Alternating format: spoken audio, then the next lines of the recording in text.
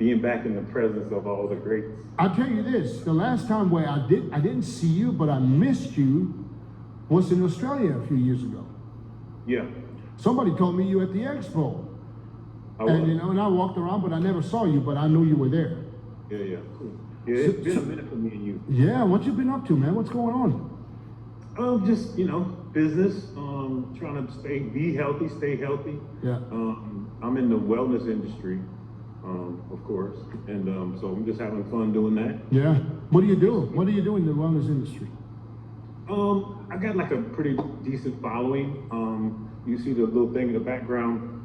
So when I left the sport, I had a lot of issues, and I had to correct those issues. Okay. What are we talking? Man, I had parasites. I had my left kidney had a parasite, and it was really weak. And I had flukes in my liver. My blood was dirty. All those meals you eat, all the things that we do. It's funny. And I was doing tons of cleansing too. So I can only imagine if I didn't know about colonics and all that, how crazy it would have been. But eating all those meals, I did a lot of shows back to back to back, and it just it just catches up with you. Yeah. I mean, it's funny because you say that because you were the one that was the most cautious and you're doing, like you said, all the colonics and all that stuff. So I would, Yep. but listen, it can get anybody.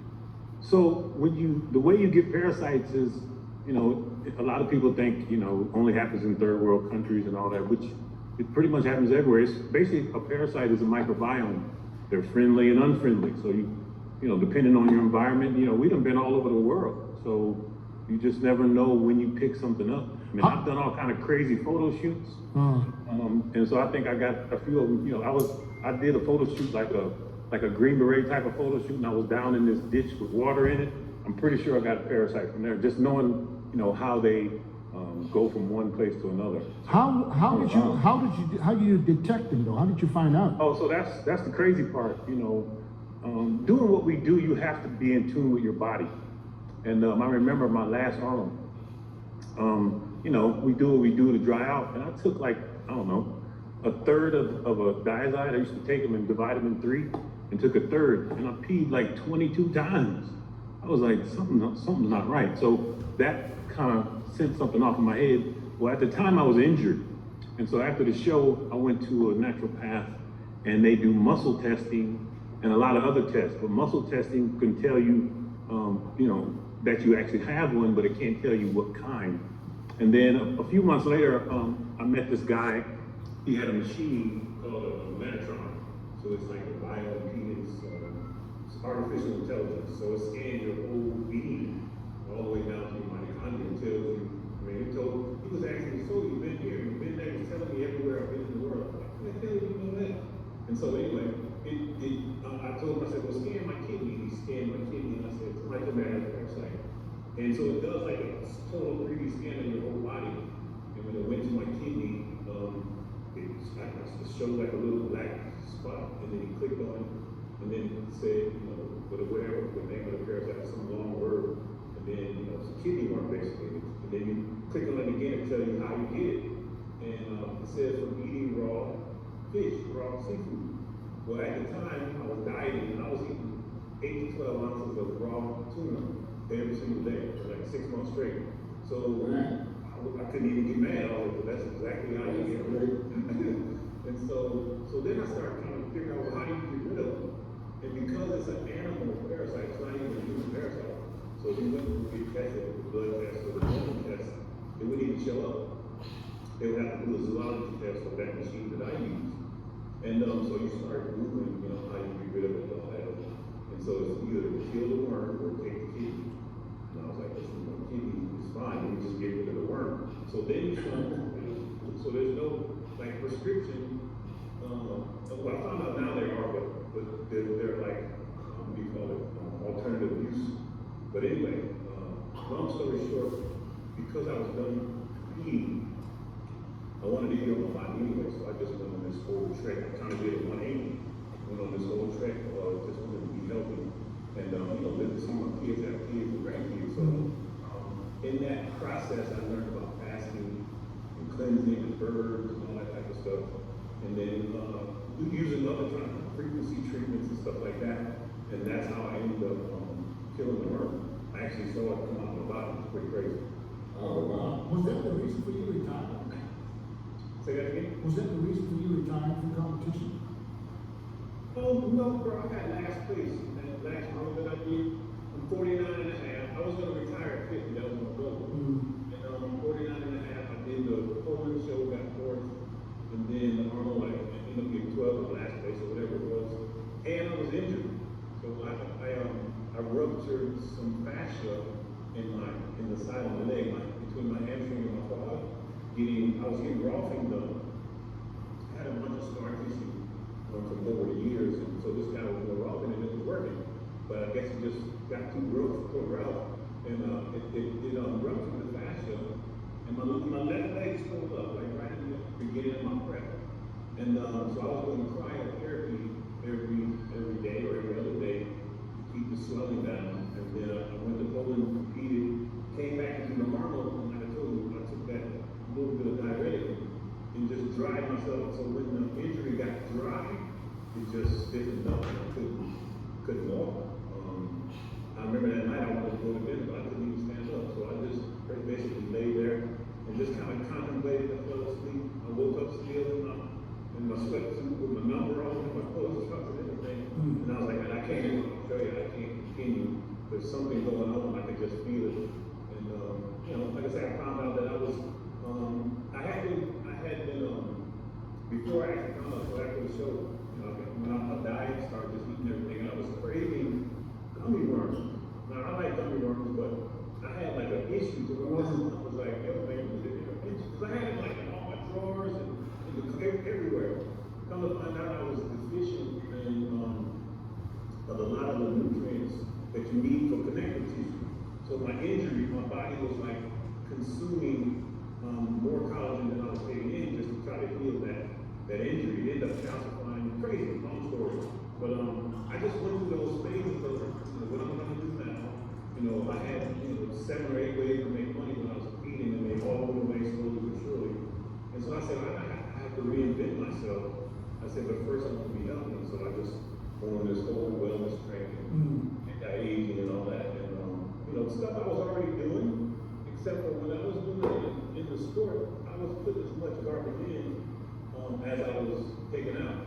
You know what I'm saying? So now that I don't do any of those things, now I'm actually probably healthier than I've ever been as far as blood work and all that kind of stuff. So, but you said before that you came detective in the blood work, so that means nobody would know unless they do a test that you were talking about. Yeah, so if you we all love sushi. And so when we eat sushi, we realize the reason why they give you ginger and I can see, yeah, I understand. I see Milos is listening, right? Because he loves sushi. So the reason why they give you the ginger and the wasabi is to kill the parasite. Right? I know that. So that's the reason why they do it to you. So it's just, but you have to understand, when you were born, you were a perfect human specimen. You had very little microbiome. You were like 90% human and 10% microbiome. Your mother gave you some microbiome, and as over the years, you collected more and more and more. By the time you die, you're going to be 10% human and 90% microbiome. So a lot of the stuff we pick up, we don't even know we pick it up. So you're going to set in your ways, that whole terminology. A lot of those people who are set in their ways because they picked up some parasite when they were a kid, and it's like controlling their thought process, the way they eat, the way they look and think, and all that kind of stuff. It's crazy, bro. It's scary, but it's not really scary once you really understand this nature. But there's so many extra environmental toxins that we don't understand. We're all old enough to remember when we didn't have cell phones. That's a whole other form of toxification that we didn't even have, 15, 20 years ago. It's crazy.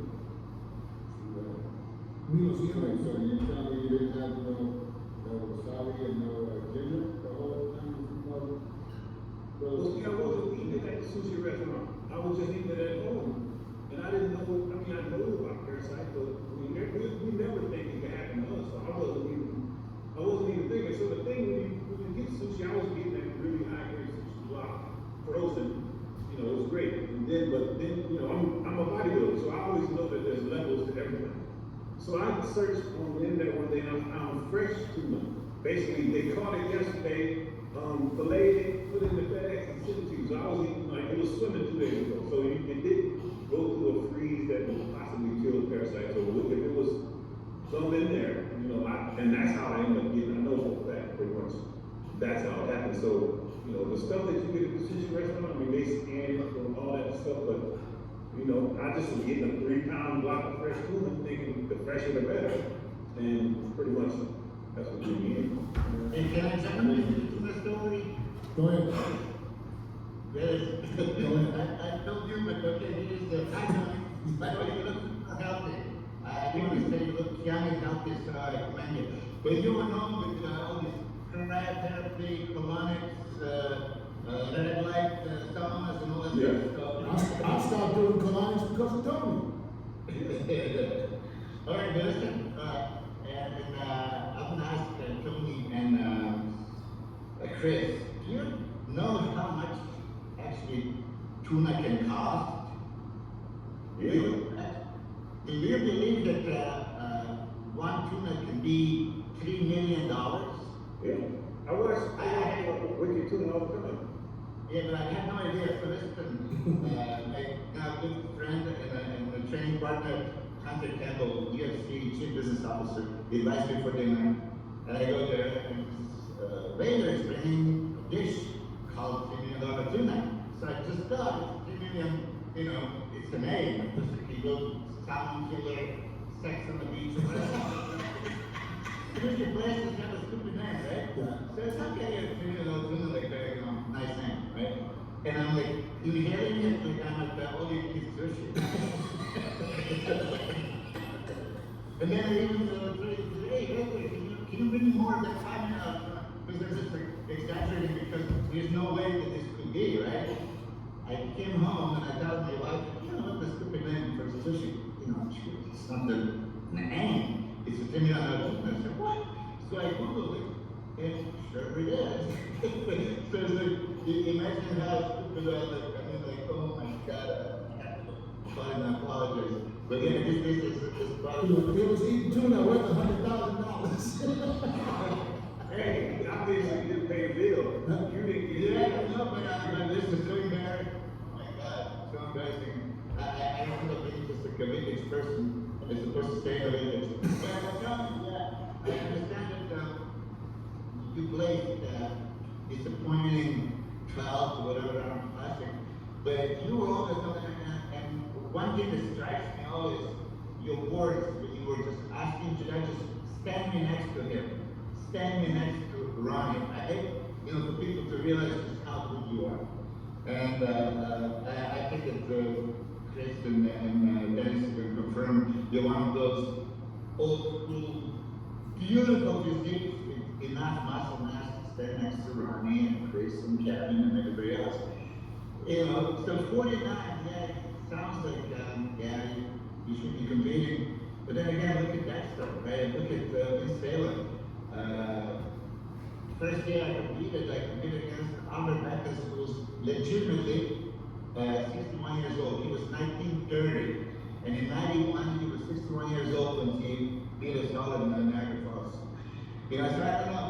I'm kind of bummed to stop competing because I'm sure that the old fans of the physique. You have that super small waist and just shape. Everything was there. So one, you know, back facing you. Tony was famous. Tony was famous. Like everybody was talking about me and my fucking gym pictures. I was Mr. Gym Olympia. Tony was famous for the best bathroom shots ever.